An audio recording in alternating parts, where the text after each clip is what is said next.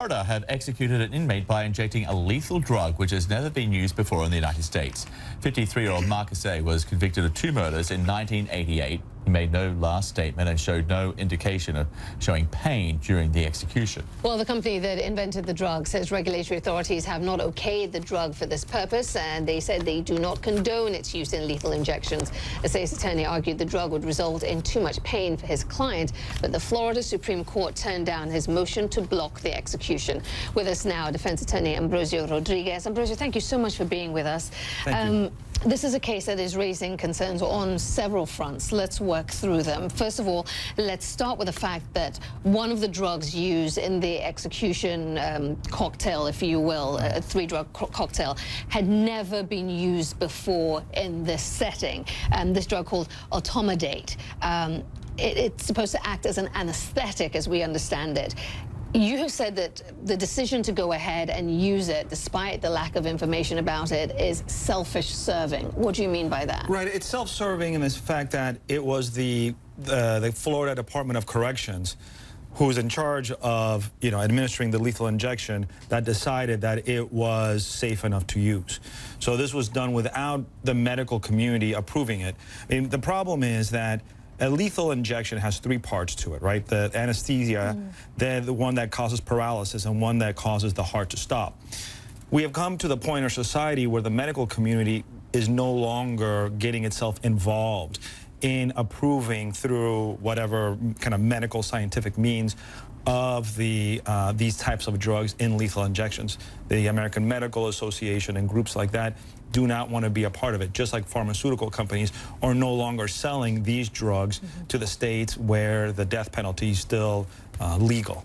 So it's kind of, there's nowhere, in order for a state to use lethal injection, they have to go this route where they are administering a lethal injection without scientific or medical approval. I want you to take a listen to what the prison spokesperson said about the execution and how it was carried out. Take a listen. This is the department's most solemn duty. The foremost objective of the lethal injection procedure is a humane and dignified process. The Department of Corrections follows the law to carry out the sentence of the court as laid out in Florida statute, which is what was done this evening. So you're saying there were no complications at all? That's correct. There were no complications.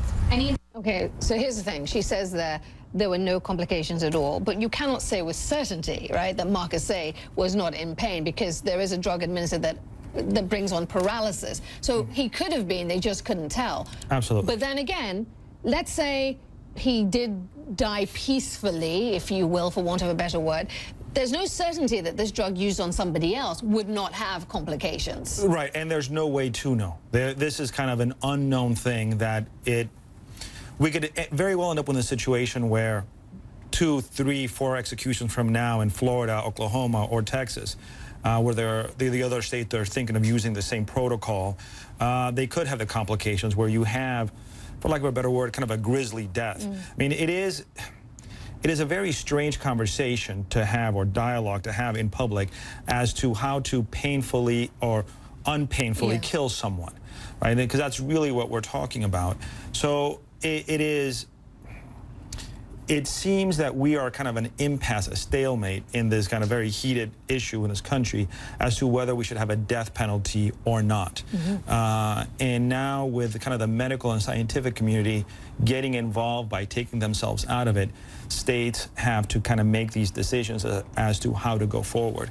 And I think it's going to be debated and kind of be on the news for a very long time. I want to ask you whether you think that Marcus A.'s constitutional rights were breached in this case, given the way the death penalty was imposed here, that it was the jury broke 9-3 for finding him guilty, but the actual death penalty was imposed by a judge.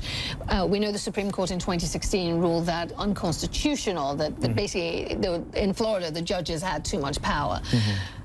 And yet the Supreme Court didn't get to weigh in on the constitutionality of Marcus A.'s situation a second time, if you will. Right. Were his rights violated? I think there are real issues here, because in a death penalty case, and I've tried those cases, There are two phases. First, the jury must determine whether or not a first-degree murder occurred and whether the person is guilty. Then they make a second determination as to whether or not the person should receive death or life without the possibility of parole. Florida had a system that once the jury was deadlocked or hung in this case, the judge could make the determination of imposing death. The problem with that, as the Supreme Court said, is that the jury, this is a purview of the jury. The jury, as representatives of the community, make that determination. A judge is an elected official. They run for election every 4 or 6 years, depending on the state. That is not what we kind of had in mind, and by we, I mean the Founding Fathers, in terms of the Sixth Amendment. The problem that I have, is that there's always a question as to whether or not a constitutional right is retroactive. Usually it is. So if the decision to seek death or to impose the death penalty was unconstitutional because it was 9-3 and was by the judge, there should have been further litigation and further hearings in front of a federal court as to whether or not it should apply retroactively.